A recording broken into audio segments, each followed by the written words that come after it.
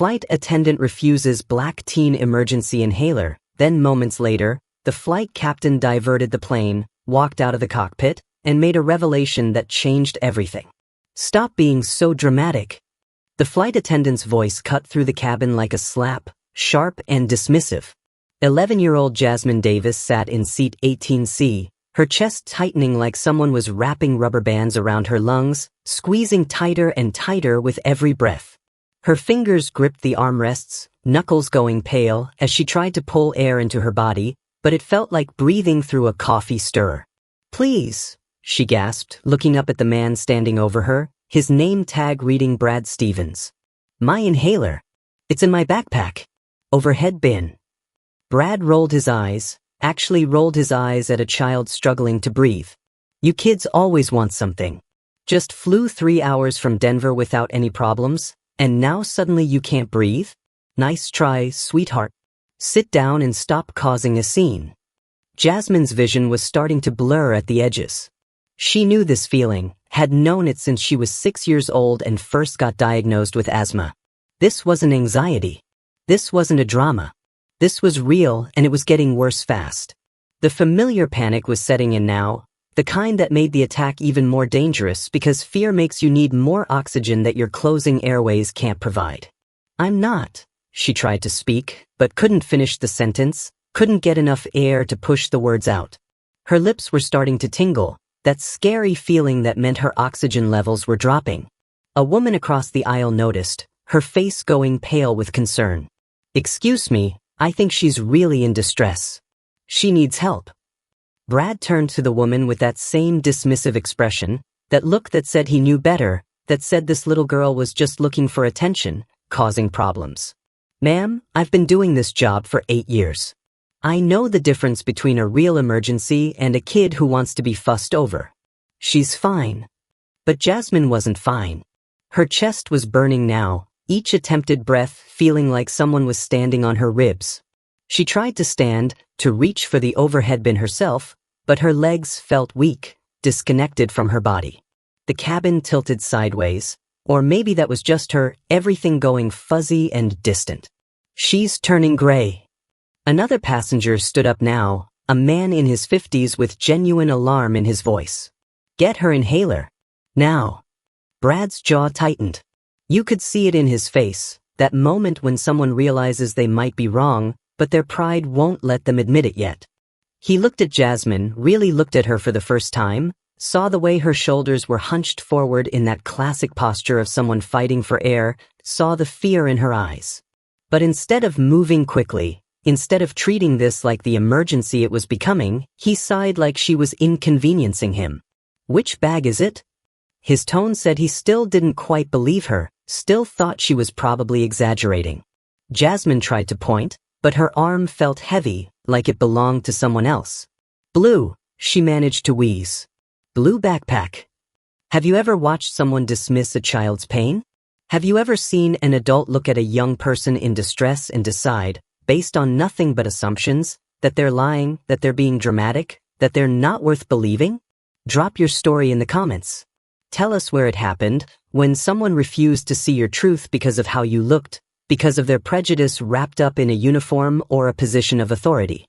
And if you think racism and discrimination are just words, just complaints from people being too sensitive, then maybe you should click away now. But if you believe that every child deserves to be heard, to be believed, to be helped when they're in crisis, then you need to stay right here. Hit that subscribe button and smash that like button, because what happens next on this flight will show you exactly what happens when assumptions become life-threatening, and how sometimes justice comes from the most unexpected place. Share this with someone who's ever been dismissed, ever been told they were overreacting when they absolutely knew, something was wrong. Share it with someone who needs to understand that bias doesn't just hurt feelings, it can kill. Because Jasmine Davis had about 3 minutes before her airway closed completely. And Brad Stevens was still moving like he had all the time in the world, still acting like this was an inconvenience rather than an emergency. What he didn't know, what nobody on that plane knew yet, was that behind that cockpit door, someone was about to make a decision that would change everything.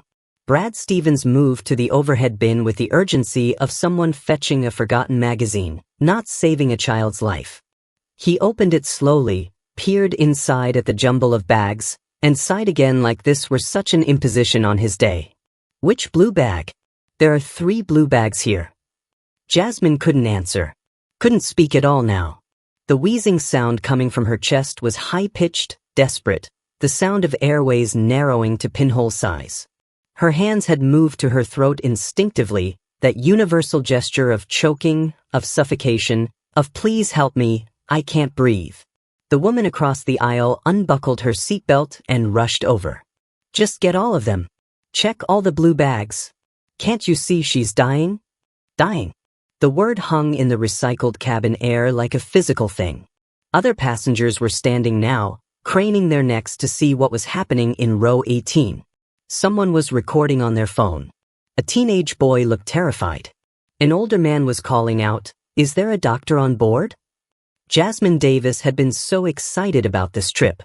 Her first flew alone, wearing the unaccompanied minor lanyard around her neck like a badge of honor. She was heading from Denver to Philadelphia to spend 2 weeks with her grandmother, her dad's mom, who made the best peach cobbler in the world and told stories about the old days that made history feel alive. Her father had been worried about letting her fly solo. Jasmine had seen it in his face that morning at Denver International, the way he triple-checked her backpack, made sure her inhaler was in the front pocket, easily accessible. Made sure she had her phone fully charged, her grandmother's number programmed in, and emergency contacts listed. "Baby girl, if you have any trouble breathing, any trouble at all, you tell the flight attendant immediately," he'd said, kneeling to her level in the terminal, his pilot's uniform crisp and professional. "Don't wait. Don't try to tough it out. Your health comes first, always." "I know, Dad," she'd said, hugging him tight. "I'll be careful. I promise." Captain Marcus Davis had raised Jasmine alone since she was 3, since her mother, Renee, had been killed by a drunk driver on I-76, leaving him with a toddler and a grief so deep he'd almost quit flying altogether. But Renee had loved that he was a pilot, had called him her sky captain, had been so proud of the uniform, the responsibility, the lives he kept safe 30,000 feet above the earth. So he'd kept flying for her memory. And he'd raised their daughter to be strong, independent, and smart. Jasmine got straight A's at Martin Luther King Jr. Middle School in Aurora. She played clarinet in the school band. She volunteered at the local animal shelter every Saturday. She wanted to be a marine biologist when she grew up and had posters of sea turtles and dolphins covering her bedroom walls. She'd been managing her asthma well for years now. Knew her triggers, carried her rescue inhaler everywhere, had an action plan she could recite by heart. But asthma doesn't care about plans. Sometimes it just hits, triggered by something invisible, some allergen or stress, or a change in air pressure that makes the airways rebel. And when it hit 30,000 feet in the air, you needed help fast. Brad finally pulled down a blue backpack, tossed it to the woman who'd been helping. She unzipped it frantically. School books. A Nintendo Switch. Headphones. No inhaler. "Wrong bag," she shouted at Brad. "Get another one."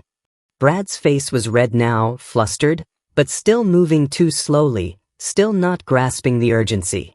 He was the kind of man who'd coasted through life on mediocre competence, doing the bare minimum, never really excelling but never quite failing enough to get fired. At 43, he'd been a flight attendant for nearly a decade, mostly on autopilot himself, going through the motions. But Brad Stevens had a pattern, one that his supervisors hadn't noticed, or if it had been noticed, had been conveniently ignored. 3 different passengers of color had filed complaints about him in the past 2 years. One claimed he'd been unnecessarily rough when helping an elderly black man with his luggage. Another said Brad had demanded to see her boarding pass 3 times while waving white passengers through without a glance. A third accused him of commenting on certain people who always ask for special treatment. Each complaint had been filed away, noted, but not acted upon. Brad had union protection. He showed up for his shifts. He knew the safety procedures. He was, on paper, an acceptable employee. But acceptable wasn't good enough when a child's life was on the line. He grabbed another blue bag, handed it down. The helpful woman ripped it open. A stuffed animal. Snacks. A diary with a lock. Still no inhaler. Jasmine's lips were going from pink to pale to an ominous grayish blue. Her eyes were wide with terror, with a primal fear of suffocation. She was 11 years old, and she was dying, slowly and publicly, while a man who should have been trained for this exact scenario fumbled through overhead bins like he was looking for a lost sweater. "The third bag," the woman screamed. "There's one more blue bag. Get it now." Other passengers were yelling now, too. "Hurry up. What's wrong with you? She can't breathe." Brad reached for the third bag, his hands actually shaking now, maybe finally understanding that this was real, that he'd miscalculated badly. But his fingers slipped on the fabric, and the bag fell, contents spilling across seats 17D and 17E. A water bottle. Magazines. And there, rolling toward the window, a blue and white inhaler. The woman lunged for it, grabbed it, rushed to Jasmine, who was slumped in her seat now, consciousness flickering. She shook the inhaler, pressed it to the girl's lips. "Breathe in, honey. Breathe in when I press this." But Jasmine was too far gone, her breathing too shallow, her coordination too compromised. The medicine puffed into the air around her mouth instead of into her lungs. And that's when the cockpit door opened. A man in a captain's uniform stepped out, his face a mask of professional calm, but his eyes were scanning the cabin with sharp intensity, taking in the scene immediately. Passengers pointing toward row 18. A flight attendant standing uselessly in the aisle. A woman was trying desperately to help a child who looked like she was fading away. The captain moved fast, his training and instincts kicking in. He didn't ask questions. Didn't waste time on explanations. He went straight to the girl in 18C, and what he saw there made his heart stop completely. Because the child who was struggling to breathe, the girl Brad Stevens had dismissed as dramatic, was his daughter. "Jasmine." Captain Marcus Davis's voice cut through the chaos, sharp with fear but controlled, the voice of a man trained to handle emergencies even when his heart was being ripped from his chest. He dropped to his knees beside his daughter's seat, his hands immediately going to her face, tilting her chin up to open her airway. "Baby, look at me. Look at Daddy." His voice was softer now, urgent but calm, the tone he used when she woke up from nightmares. "I need you to take a breath. Slow and steady. Can you do that for me?" Jasmine's eyes focused on her father's face, recognition flickering through the panic. She tried to nod but couldn't, her whole body rigid with the effort of trying to breathe. Marcus took the inhaler from the woman's shaking hands. "Thank you, ma'am." He shook it twice, quick and efficient, positioned it properly at Jasmine's lips with the spacer technique he'd practiced with her 100 times. "On 3, baby. 1, 2, 3, breathe in." He pressed the inhaler as Jasmine managed a weak inhale. The medicine went in this time, not much, but some. He counted to 10, let her attempt another breath, then administered a second dose. "That's it, sweetheart. You're doing so good. Another breath. That's my girl." Brad Stevens stood frozen in the aisle, his face now completely drained of color. The captain. The pilot flying this plane. That was her father. The man who could have them all fired with one phone call. And he'd just watched Brad dismiss his daughter's medical emergency like it was nothing. "Sir, I thought," Brad stammered. Marcus didn't even look at him. Every ounce of his attention was on Jasmine, watching her respirations, counting the seconds between breaths, assessing whether the medication was working fast enough or if they needed more intervention. He'd been through this before, had spent nights in emergency rooms when she was younger, had learned to read the signs of respiratory distress the way other parents learned to read bedtime stories. After 2 minutes that felt like 2 hours, Jasmine's breathing started to ease. The tight wheeze loosened slightly. Color began creeping back into her lips. She managed a full breath, then another. "Dad," she whispered, her voice hoarse and scared. "I'm here, baby. I'm right here." Marcus pulled her into his arms, careful but firm, feeling her chest rise and fall against his, counting each breath like it was precious, because it was. "You're going to be okay. I've got you." The woman who'd been helping was crying openly now. "Thank God. Thank God you were here." Marcus nodded his thanks to her, then finally, turned his attention to Brad Stevens. The look in his eyes could have frozen fire. How long had she been asking for help? Brad's mouth opened and closed. It was only a few minutes, sir. She seemed fine when we took off, and I thought. You thought what? Marcus's voice was dangerously quiet. You thought an 11-year-old child asking for her emergency medication was being dramatic? I didn't realize. You didn't realize because you didn't listen. You didn't believe her. You saw a young black girl and decided she was exaggerating, looking for attention, causing problems. Marcus stood slowly, still holding Jasmine against his chest. How many minutes, exactly? How long did my daughter sit here suffocating while you decided whether she was worth helping? The cabin had gone completely silent. Every passenger was watching now, the tension so thick you could taste it. Someone's phone was definitely recording, capturing every word. Brad's face flushed red. Sir, with all due respect, I was assessing the situation. I have protocols to follow. Protocols? Marcus's voice rose for the first time, controlled fury breaking through.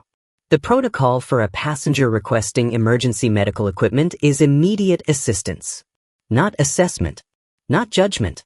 Immediate action. That's FAA regulation, that's company policy, that's basic human decency. Have you ever watched someone make excuses for almost killing a child? Ever seen someone try to justify their prejudice even as the consequences of that prejudice are literally gasping for air in front of them? That's what was happening at 30,000 feet, in a metal tube flying over Kansas, while passengers watched and recorded and bore witness. I want your employee number, Marcus said, his voice back to that deadly calm. And I want the name of your supervisor. Brad's hands were shaking now. Captain Davis, if we could just discuss this privately. My daughter almost died because of your negligence. We're well past private discussions. Marcus shifted Jasmine in his arms, felt her breathing still labored but improving. Employee number. Now. Brad rattled off the numbers, his voice barely audible. Marcus pulled out his phone with one hand, still holding Jasmine with the other, and made a call. This is Captain Davis. I need to speak to operations immediately. He paused, listening. I don't care if they're in a meeting. Get them on the line now. We have a situation. Another pause. Then, we're diverting. I'm declaring an emergency. Medical. My daughter is stable but needs immediate evaluation by paramedics. His eyes never left Brad's face. And I need airline executives standing by when we land. We have a crew member who endangered a passenger's life through negligence and discrimination. This needs to be addressed immediately. The color drained from Brad's face completely. Sir, please, I have a family, I need this job. My daughter needed her inhaler, Marcus said flatly. Funny how your priorities shift when you're the one facing consequences. Marcus handed his phone to the helpful passenger. Could you hold this for just a moment, please? Then he turned to the intercom system mounted on the cabin wall, pressed the button that connected him to the entire aircraft. His voice came through every speaker, calm and authoritative, the voice passengers trusted to get them safely from point A to point B. Ladies and gentlemen, this is Captain Davis speaking from the cabin. As some of you are aware, we've had a medical emergency involving my daughter. She's stable now, but we will be diverting to Kansas City International Airport for immediate medical evaluation. I apologize for the inconvenience to your travel plans, but I'm sure you all understand that a child's life takes precedence over arrival times. He paused, and when he spoke again, there was steel underneath the professional courtesy. I also want to address what many of you witnessed today. A crew member's failure to provide timely medical assistance to a minor in respiratory distress. This failure was not due to a lack of training or unclear procedures. It was due to a choice, a conscious decision to dismiss a child's plea for help. That choice nearly cost my daughter her life, and it represents a pattern of discriminatory behavior that ends today. Gasps rippled through the cabin. Brad looked like he wanted the floor to swallow him whole. When we land, you will see emergency vehicles. Please remain seated and calm. Paramedics will board first to evaluate my daughter. Then airline executives will board to address this incident. Some of you have recorded what happened. I encourage you to share those recordings with the airline's customer service and, if you're willing, with the FAA. What you witnessed today should never happen to any passenger on any flight, ever. Marcus released the intercom button. The silence that followed was profound. Then, slowly, someone in the back started clapping. Another person joined. Within seconds, the entire cabin was applauding, passengers standing, some crying, some shouting support. That's right, Captain. You tell them. That poor baby shouldn't have had to go through that. Brad stood there, his career imploding in real time, his face a mask of shame and terror. Captain Davis, I swear I didn't mean, if I had known she was your daughter? Marcus's expression hardened. Stop. Right there. That sentence right there is the entire problem. If I had known she was your daughter. She shouldn't have to be anyone's daughter for you to believe her. She shouldn't have to be related to someone important for her life to matter. He adjusted Jasmine in his arms, felt her small hand grip his uniform jacket. Do you know how many children fly alone every day? Hundreds. Thousands. Kids whose parents are deployed military, or divorced and sharing custody, or working multiple jobs, and sending them to grandparents for the summer. Those kids are vulnerable. They depend on crew members to keep them safe. And you looked at my daughter, an unaccompanied minor with proper documentation, with a medical condition clearly noted in her file, and you decided she wasn't worth your time. Her file? Brad's voice cracked. I didn't check her file. She seemed fine during boarding, so I just... You didn't check. Marcus's voice was quiet now, which somehow made it more devastating. Unaccompanied minors have files you're required to review. Files that list emergency contacts, medical conditions, and special needs. Jasmine's file clearly states she has asthma, lists her triggers, and provides instructions for her medication. But you didn't bother to look, did you? Because you'd already decided who she was based on what you saw. The co-pilot's voice came through Marcus's radio earpiece. Captain, Kansas City is cleared for our emergency landing. 12 minutes. Marcus acknowledged, then looked at the woman still holding his phone. Could you stay with my daughter while I return to the cockpit? Just keep her calm, make sure she keeps taking slow breaths. Of course, the woman said, her voice thick with emotion. She sat down next to Jasmine, taking the girl's hand. You're so brave, sweetie. So brave. Jasmine managed a small smile, though her eyes were still frightened, still processing everything that had happened. Marcus turned back to Brad one final time. When we land, you'll be escorted off this aircraft by security. You will not return to duty. You will not interact with my daughter again. And I promise you, by the end of today, everyone at this airline will know exactly what happened here and why it can never happen again. Brad opened his mouth, closed it, and opened it again. I'm sorry, he finally whispered. I'm so sorry. Tell that to the paramedics, Marcus said. Tell that to the executives. Tell that to every person of color you've dismissed or disrespected during your career. But don't tell it to me. I'm done listening to your excuses. He kissed the top of Jasmine's head.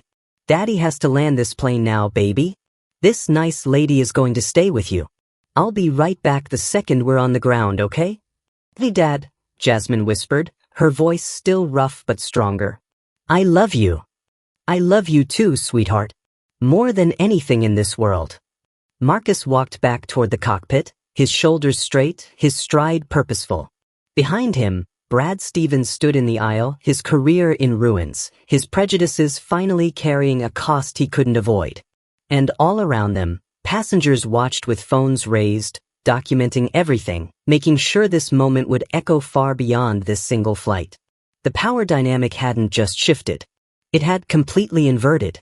And Kansas City was now 12 minutes away. The descent into Kansas City was the longest 12 minutes of Brad Stevens' life. He stood near the galley, not sure where to go, what to do, how to make this nightmare stop unfolding. Other crew members gave him a wide berth, their expressions ranging from sympathy to barely concealed disgust. Jennifer, the lead flight attendant, had taken over all communications with passengers, her voice crisp and professional over the PA system as she prepared the cabin for landing. Nobody wanted to be associated with him now. Nobody wanted to be the person who defended the flight attendant who'd almost let a child die. Brad's mind was racing, searching desperately for some way to salvage this, some explanation that would make people understand he wasn't a bad person, wasn't racist, had just made an honest mistake. But every excuse he tried to form crumbled under the weight of what had actually happened. A child had asked for help. He'd refused. She'd nearly died. There was no spin that made that okay. A businessman in first class walked past him toward the bathroom, made deliberate eye contact, and shook his head with open contempt. "Disgraceful," he muttered, loud enough for Brad to hear. Brad's face burned. "I was following procedures," he said, his voice defensive, desperate.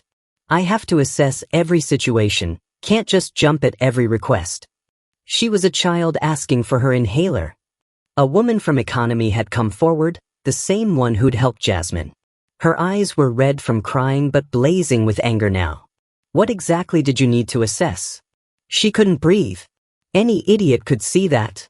"You don't understand the pressures of this job," Brad shot back, his composure finally cracking completely. "Everyone wants something. Everyone thinks their problem is an emergency. If I stopped everything for every passenger who claimed they needed help, we'd never get anywhere. So you decided an 11-year-old suffocating wasn't worth your time?" An older black gentleman stood up from his seat, his voice carrying the weight of decades of dealing with people like Brad. "Let me guess. She didn't look like she belonged in distress. She didn't look like the kind of child you thought deserved immediate attention." "That's not, I never said anything about." Brad's voice was rising now, panic making him reckless. "You people always want to make everything about race. Maybe she should have been clearer. Maybe her father should have made sure she knew how to communicate properly in an emergency." The cabin went dead silent. Even the engine noise seemed to fade. Brad realized what he'd just said, how it sounded, but the words were already out there, hanging in the recycled air like poison. "You people?" The older gentleman's voice was soft, dangerous. "There it is. There's what you really think." Jennifer, the lead flight attendant, stepped forward quickly. "Brad, I need you to stop talking. Right now. Not another word." But Brad was spiraling now, the walls closing in, his fear and shame twisting into defensive anger. "I'm the victim here. That girl sat there fine for 2 hours, then suddenly she's dying the minute I'm in her section? Convenient timing, don't you think? And now her father, who happens to be the captain, is going to ruin my career over what? Over me doing my job. Have you ever watched someone dig their own grave with words? Ever seen someone so convinced of their own righteousness that they can't stop talking even as everything they say makes things worse?" That's what was happening to Brad Stevens at 28,000 feet, his career not just ending but immolating in real time. A teenager, maybe 16, stood up and walked toward Brad with her phone out, recording openly. "Say that again. Say that part about her timing being convenient. I want to make sure everyone hears exactly what kind of person you are. Put that phone away." Brad lunged toward her, his hand reaching out. "Don't you touch her." 3 men stood up simultaneously, moving to block Brad's path. The businessman from first class, the older gentleman, and a young dad holding a toddler, who quickly handed his child to his wife. The plane lurched slightly as Captain Davis adjusted their descent. The seatbelt sign dinged on. Jennifer's voice came over the intercom, strained but controlled. "Everyone, please return to your seats and fasten your seatbelts. We're beginning our final approach." But nobody was sitting down. The confrontation had escalated past procedure, past policy, into something raw and real. Passengers were standing in the aisles, phones out, recording, witnessing, refusing to let this moment disappear into airline bureaucracy and sealed settlements. Brad backed up against the galley wall, his chest heaving, realizing too late that he'd just confirmed every suspicion, validated every accusation. On camera, with dozens of witnesses. His union rep couldn't save him from this. Nobody could. "She almost died because of you," the teenager with the phone said, her young voice steady and clear. "And you're standing here making excuses, blaming her dad, saying racist stuff out loud like it's nothing. You're exactly the kind of person who shouldn't be working with people. Any people." The plane's wheels touched down, the landing smooth despite the chaos in the cabin. But as they taxied toward the gate, emergency vehicles were visible through the windows, their lights flashing red and blue in the fading daylight. Ambulance, fire trucks, airport security, and 3 black SUVs meant airline executives had arrived. Brad Stevens looked out at those vehicles and understood, finally, that there was no coming back from this. No explanation that would work. No appeal that would succeed. What he'd done to Jasmine Davis was about to cost him everything. And the whole world was going to watch it happen. The plane came to a complete stop at the gate. Through the windows, passengers could see paramedics already waiting, their equipment ready, their faces serious. Captain Marcus Davis's voice came through the speakers one final time. "Ladies and gentlemen, please remain seated while emergency medical personnel board the aircraft. Thank you for your patience and cooperation during this difficult situation." The forward door opened. 2 paramedics entered quickly, their eyes scanning until they found Jasmine in row 18. The woman who'd been sitting with her moved aside, giving them room to work. They were gentle, professional, asking Jasmine questions in soft voices while checking her oxygen saturation, listening to her lungs, and taking her vitals. "You're doing great, sweetheart," the older paramedic, a woman with kind eyes, said as she placed a pulse oximeter on Jasmine's finger. "Oxygen is at 94%. That's good. Getting better. Can you take a deep breath for me?" Jasmine breathed in, the sound still slightly wheezy but so much better than 20 minutes ago. The paramedic smiled. "Perfect. We're going to take you to the hospital just to make sure everything's okay, all right? Your dad can come with you." Behind the paramedics, 3 people in business suits entered the aircraft. The lead was a tall black woman in her 50s, her expression grim and all business. Sharon Mitchell, Senior Vice President of Flight Operations. Next to her was James Chin, Head of Human Resources, clutching a tablet. The third was Daniel Brooks, Legal Counsel, already recording notes on his phone. Jennifer, the lead flight attendant, met them near the front. "Ms. Mitchell, the situation." "I know the situation," Sharon cut her off, her voice clipped. "I've been on the phone with Captain Davis for the past 10 minutes. I've seen the videos passengers have already posted online. And I've pulled Brad Stevens's employment file." She looked past Jennifer to where Brad stood frozen near the galley. "Mr. Stevens, you need to come with us. Now." Brad's legs felt like they might give out. "Ms. Mitchell, please, if I could just explain." "You'll have plenty of opportunity to explain," James Chin said, his tone leaving no room for argument. "To HR, to our legal team, and quite possibly to the FAA and the NAACP Legal Defense Fund, who have already contacted us about this incident." The NAACP. Brad felt his stomach drop. This wasn't just an internal matter anymore. This was going to be national news. The cockpit door opened, and Captain Davis emerged. His uniform was still crisp, his bearings still professional, but his eyes were red-rimmed, the look of a father who'd just lived every parent's worst nightmare. He went straight to Jasmine, kneeling beside the paramedics. "Hey, baby girl. How are you feeling?" "Better, Daddy." Her voice was hoarse but steady. "I'm sorry I got sick." Marcus's face crumpled for just a second before he controlled it. "Don't you dare apologize. You did nothing wrong. Nothing. You asked for help like you were supposed to. You were brave, smart, and strong." He kissed her forehead. "I'm so proud of you." Sharon Mitchell approached them, her expression softening slightly when she saw Jasmine. "Captain Davis, I cannot express how deeply sorry I am that this happened. To your daughter, to your family on one of our aircraft." Marcus stood, his jaw tight. "Sorry isn't enough, Sharon. This isn't the first complaint against Stevens. I've already had my team pull his record.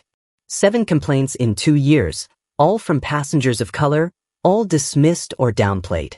How many people has he mistreated? How many complaints has this airline ignored because it was easier than addressing the problem?" Sharon's face tightened. "I understand your anger. Do you?" Marcus's voice was quiet but carried like thunder. "Do you understand what it's like to be in a cockpit, flying a plane full of people, and get an alert that there's a medical emergency in the cabin? Do you understand the terror of realizing it might be your daughter, The child you put on this plane, trusting your own airline to keep her safe? Do you understand what it's like to walk into that cabin and see your baby turning blue because someone decided she wasn't worth believing? The entire aircraft was silent. Passengers who'd been gathering their things had stopped, listening, bearing witness. I've dedicated my entire career to this airline, Marcus continued, his voice shaking now with barely controlled emotion. 23 years. I've flown through storms, mechanical failures, and medical emergencies. I've kept thousands of passengers safe. And the one time I needed this airline to keep my family safe, it failed.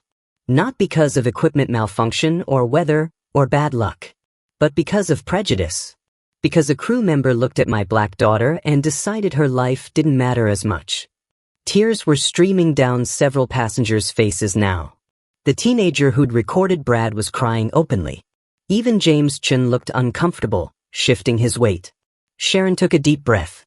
Captain Davis, effective immediately, Brad Stevens is suspended without pay pending termination. His actions today constitute gross negligence and a violation of our anti-discrimination policies. He will never work for this airline again. Brad, who'd been standing there in shocked silence, suddenly found his voice. You can't do this. I have union protection. I have rights. You have the right to a hearing, Daniel Brooks, the lawyer, said calmly. Which you will receive. But I can tell you right now, with multiple video recordings, dozens of witnesses, and a pattern of previous complaints, your termination will be upheld. The union will not protect you from this. This is because of him. Brad pointed at Marcus with a shaking hand. Because he's a captain, because he has power. If this had been any other kid, nobody would care. The words hung in the air like an indictment. Because he was right in the worst possible way. If Jasmine hadn't been the captain's daughter, this probably would have been swept under the rug, another complaint filed and forgotten, another child traumatized with no accountability. And that truth was more damning than anything else that had happened today. Marcus looked at Brad with something that might have been pity under different circumstances. You're right. If she'd been any other child, you probably would have gotten away with it. Just like you've gotten away with it before. That's what we're going to change. Today. Right now. He turned to Sharon. I want mandatory medical emergency training for all flight crew, not just the bare minimum, but comprehensive, scenario-based training that includes recognizing respiratory distress. I want bias training that's actually effective, not just checking boxes. And I want a passenger bill of rights that guarantees any discrimination complaint gets investigated by an independent third party, not just internal HR. Sharon nodded slowly. I'll take those recommendations to the board. Not recommendations, Marcus said firmly. Requirements. Or I walk. And I won't be quiet about why. The paramedics were ready to transport Jasmine now, had her on a wheeled stretcher, even though she insisted she could walk. Marcus took her hand as they headed toward the exit, but paused at the door, looking back at the passengers still watching. Thank you, he said simply. For speaking up. For recording. For refusing to look away. That's how change happens.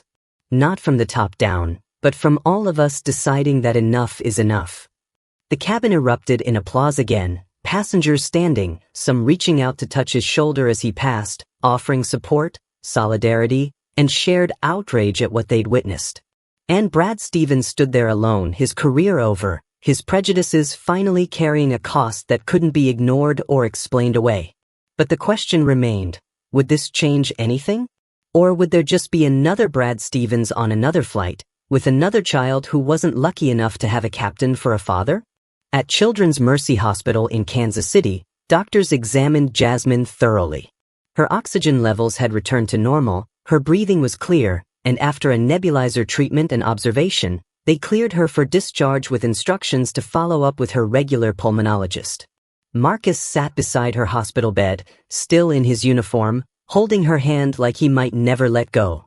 Daddy, you're squeezing too tight, Jasmine said with a small smile. Sorry, baby. He loosened his grip but didn't let go. I just keep thinking about what could have happened if I hadn't been there. But you were there, she said simply, with the kind of logic only children possess. You saved me. You saved yourself by asking for help. I'm just sorry you had to ask more than once. Back at the airport, Brad Stevens sat in a small office, facing Sharon Mitchell, James Chin, and Daniel Brooks across a conference table. The union representative beside him, a tired-looking man named Gary Foster, had already told him quietly that this case was not defensible. Mr. Stevens, Sharon began, sliding a document across the table. This is your termination notice, effective immediately. You are being dismissed for gross negligence, violation of safety protocols, and discrimination against a passenger based on race. Brad stared at the paper, his hands shaking. I never said anything about race. I never used any slurs. You dismissed a black child's medical emergency as dramatic, James interrupted. You told passengers that you people always make things about race. You suggested that an 11-year-old was timing her asthma attack for convenient reasons. All of this is on video, Mr. Stevens. Multiple videos, from multiple angles, have already been viewed over 2 million times across social media platforms. 2 million. Brad felt sick. Furthermore, James continued, pulling up files on his tablet, we've completed a comprehensive review of your employment history.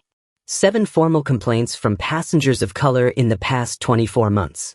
12 informal complaints were noted but not escalated.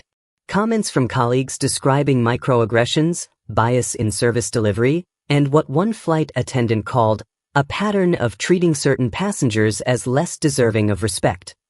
Those complaints were investigated and dismissed, Gary, the union rep, offered weakly. They were inadequately reviewed, Sharon corrected. Which is another problem we're addressing. But Mr. Stevens, even without this history, what happened today would constitute grounds for immediate termination. You endangered a child's life through willful negligence. There is no coming back from that. Brad signed the termination papers with a shaking hand. His career was over. His reputation was destroyed. He'd probably never work in customer service again. The video of him saying "you people" was already a meme, was being used in think pieces about racism in the airline industry, and was following him forever. Have you ever wondered how many Brad Stevens there are in the world? How many people in positions of power, small or large, who look at someone in need and decide based on skin color whether they're worth helping? How many children, how many adults, have suffered because someone's prejudice mattered more than their humanity? Within 72 hours, the airline's response was swift and public. A press conference with Sharon Mitchell announcing Brad Stevens' termination, a formal apology to the Davis family, and a commitment to comprehensive reform. The announcement of the Jasmine Davis Passenger Safety Initiative, a multi-million-dollar program implementing everything Marcus had demanded and more. Mandatory quarterly bias training for all employees, developed in partnership with civil rights organizations. A complete overhaul of the complaint system, with an independent third-party review. Medical emergency protocols strengthened with scenario-based training. And a whistleblower protection program for employees who witnessed discrimination. The story went viral in the way stories sometimes do when they tap into something larger than themselves. #Jasmine Davis trended for days. Passengers came forward with their own stories of Brad Stevens, of other flight attendants, of patterns of discrimination they'd experienced or witnessed. The airline industry as a whole faced a reckoning, with other carriers scrambling to review their own policies before they became the next headline. Brad Stevens, meanwhile, had disappeared from public view. His social media accounts were deleted. His apartment lease ended, and neighbors reported he'd moved out suddenly. Some said he'd gone to stay with family in another state. Others claimed he was working construction, using his middle name, trying to rebuild a life away from the cameras and the condemnation. But the internet doesn't forget. His face, his name, his words were permanently archived, a cautionary tale about the cost of prejudice in the age of smartphones and social media. Marcus took a week off work, the airline insisting he'd take more, but he refused. Sitting at home just makes me think about what could have happened, he told Sharon. I need to fly. I need to be in that cockpit doing what I do, keeping people safe. That's how I process this. But he did make one change. He started a foundation in Jasmine's name, focused on training young people of color to pursue careers in aviation. Scholarships, mentorship programs, summer camps where kids could learn about flying, about engineering, about all the careers in an industry that desperately needed more diverse voices. If there had been more people who looked like Jasmine in positions of authority in that airplane, he told reporters at the foundation's launch, maybe Brad Stevens would have thought twice before dismissing her. Representation matters.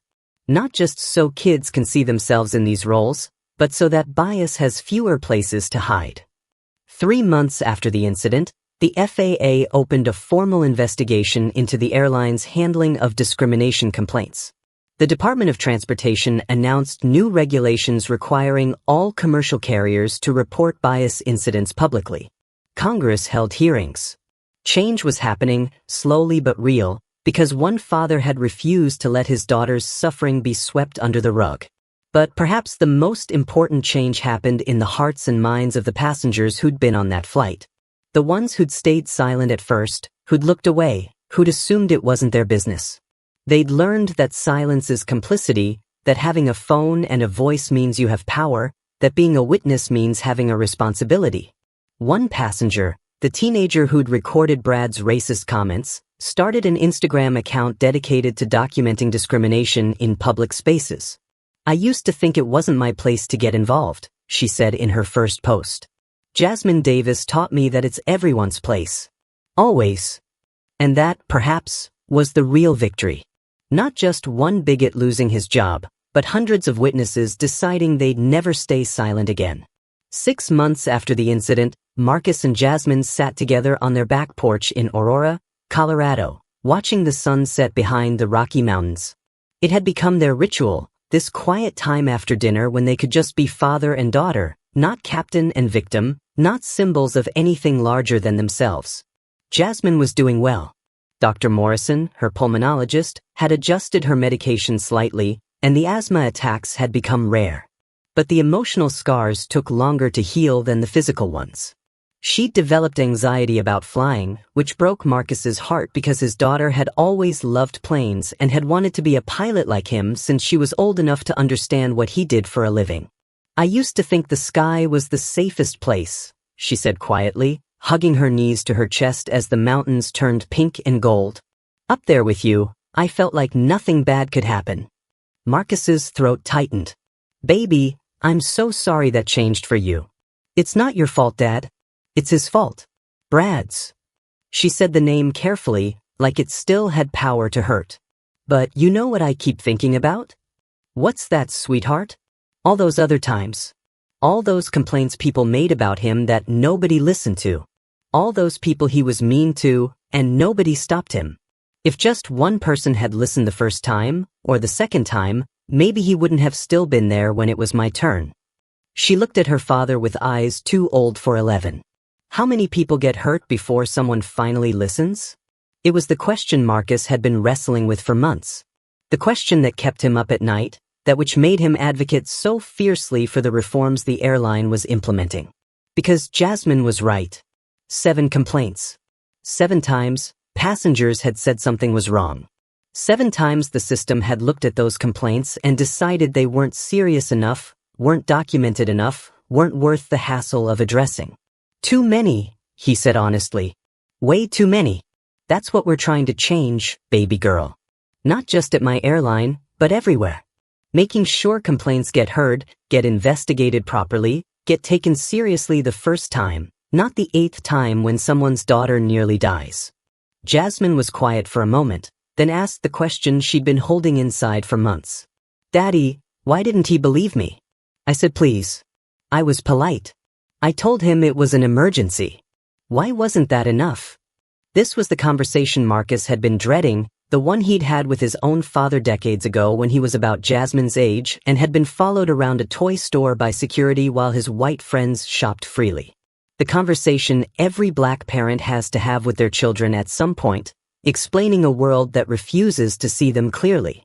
Baby, some people, he started, then stopped, searching for words that would give her truth without destroying her spirit. Some people see your skin before they hear your words. They look at you and make up a story in their heads about who you are, what you're like, and whether you're telling the truth. They don't do it consciously sometimes. It's buried so deep they don't even know they're doing it.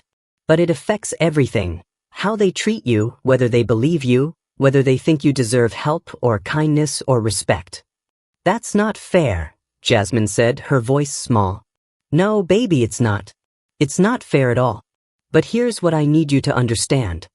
He pulled her close, felt her lean into him the way she had when she was tiny. That's their failure, not yours. You did everything right. You asked for help clearly. You knew what you needed. You didn't panic. You were brave, smart, and strong. The problem wasn't you. The problem was him, and all the people who ignored the complaints that came before yours. But I was lucky, Jasmine said quietly. Lucky you were there. Lucky you were the pilot. Lucky you had power. What about kids who aren't lucky? What about the next time someone doesn't believe them and no dad can fix it? Marcus felt tears prick his eyes. His daughter, 11 years old, was thinking about other children, about systemic problems, about justice beyond her own experience. Renee would have been so proud. That's why we tell your story, he said. That's why we let it be public, even when it's hard, even when you just want to forget it happened. Because every time someone hears what happened to you, they might think twice before dismissing the next child who asks for help. Every time a company sees the consequences of ignoring complaints, it might take the next one seriously. Change doesn't happen in silence, baby. It happens when people like you are brave enough to let their pain mean something. They sat together as the sky darkened, stars beginning to appear over the mountains. Inside, Marcus's phone was buzzing with messages, foundation business, interview requests, and another airline wanting to implement the Jasmine Davis protocols. The incident had made him a reluctant activist, thrust him into a spotlight he'd never sought. But it had also given him purpose beyond flying, beyond the routine of pre-flights and landings and logbooks. He was using his privilege, his position, his access to power to make sure what happened to Jasmine happened to fewer children going forward. It wouldn't stop all discrimination, all prejudice, all the Brad Stevens of the world. But it might stop some. And some were better than none. Daddy. Jasmine's voice pulled him from his thoughts. Yeah, baby. I think I still want to be a pilot. Not right away, because I'm still scared. But someday. Because we need more pilots who look like us, right? More people in that cockpit who understand what it's like to not be believed, who will make sure their crew treats everyone right. Marcus pulled his daughter closer, his heart so full it hurt. Yeah, baby. We need more pilots exactly like you. Brave, compassionate, strong. You're going to be amazing. Will you teach me? When I'm old enough. It would be my honor. They stayed there until the stars filled the sky, father and daughter, both changed by an incident that had lasted less than 20 minutes but would echo through the rest of their lives. Marcus thought about Brad Stevens sometimes, wondered if he understood yet what he'd done, if he'd done any of the internal work necessary to change. But mostly he thought about the future, about a world where children like Jasmine would be believed the first time, would be helped immediately, would never have to prove their humanity before receiving basic care. That world didn't exist yet. But maybe, just maybe, they were building it one conversation, one policy change, one person learning to see their own bias at a time. I love you, Daddy, Jasmine whispered. I love you too, baby girl. More than all the stars in this sky. And somewhere out there, hundreds of other families were having similar conversations, inspired by Jasmine's story, deciding that they too would speak up, would document injustice, would refuse to let discrimination hide in the shadows anymore. The question was, would it be enough? Would this moment of accountability lead to lasting change, or would it fade like so many other viral stories, replaced by the next outrage, the next tragedy, the next hashtag? Only time would tell. But for tonight on this porch in Colorado, a father held his daughter and believed that maybe, just maybe, the world could be better. 1 year after the incident, Jasmine Davis stood at a podium at the National Youth Aviation Conference in Washington, D.C., her father sitting in the front row with tears already streaming down his face. She was 12 now, a little taller, a little more confident, and she'd volunteered to tell her story to 300 young people who wanted careers in aviation. A year ago, I almost died on an airplane, she began, her voice steady and clear. Not because of turbulence or mechanical failure, but because someone looked at me and decided I wasn't worth believing. Someone saw my skin color before they saw my emergency. Someone chose their assumptions over my life. The room was silent, attentive. Jasmine continued, sharing what happened, what she learned, and what changed. But she ended with something that made everyone in that room sit up straighter. My dad told me that their failure to see me clearly wasn't my failure. That's what I want you to remember. When someone treats you unfairly, when someone dismisses you, when someone makes you feel like you don't belong in spaces you have every right to occupy, that's their problem, not yours. You keep asking for help when you need it. You keep speaking up. You keep taking up space. Because you belong here. In these planes, in these cockpits, in every room you walk into. And the more of us there are, the harder it becomes for people like Brad Stevens to hide their prejudice. The room erupted in applause. Young faces, black and brown and every shade, looking at Jasmine like she just handed them permission to be fully themselves in a world that often demanded they shrink. Marcus watched his daughter and thought about how trauma can be transformed, how pain can become purposeful, how one child's suffering can light a path for thousands more. The reforms were in place now. The policies were working. But the real change was happening in moments like this, when young people decided they wouldn't accept discrimination as inevitable, when they saw that speaking up mattered, when they understood that their voices had power. Now here's what we want to know from you. Do you think racial discrimination and prejudice can truly end? Not just improve, but actually end? What do you think needs to happen to curb it, to root it out completely? Do you think serving justice to people like Brad Stevens is enough to end racism, or does it take something deeper, something that changes not just policies but hearts? Tell us your honest opinion in the comments below. Share your own experiences of being dismissed, being believed, or choosing to speak up when you witnessed injustice. What would you have done in Captain Marcus Davis's shoes? Would you have diverted the plane? Would you have gone public with what happened? Or would you have handled it quietly behind closed doors? Let us know in the comments. And if you want racism to become a thing of the past in our country and world at large, if you want to be like Jasmine and Marcus Davis, using whatever platform you have to educate others and raise awareness, then share this video right now. Subscribe to Hyper Racism channel. Hit that like button. Because together, one story at a time, one stand at a time, one person refusing to stay silent at a time, we can build a world where every child is believed when they say they can't breathe. Thank you for watching. Thank you for caring enough to make it to the end. Thank you for being part of the conversation that creates real change. Share this story. Let's keep talking. Let's keep demanding better. Let's keep believing that our children deserve a world where their humanity is never questioned. Because change starts with awareness. Awareness starts with stories. And stories start with people like you choosing to listen, to share, to act. Jasmine Davis is thriving now. She's learning to fly, working toward that pilot's license, determined to be in that cockpit one day, making sure no child on her plane ever feels invisible. And Brad Stevens? He's a reminder that actions have consequences, that prejudice eventually costs you everything, that you can't hide behind a uniform when the whole world is watching. The question is, what will you do with this story? Will you let it fade away, or will you let it change something in you, inspire you to speak up the next time you see injustice? The choice, as always, is yours.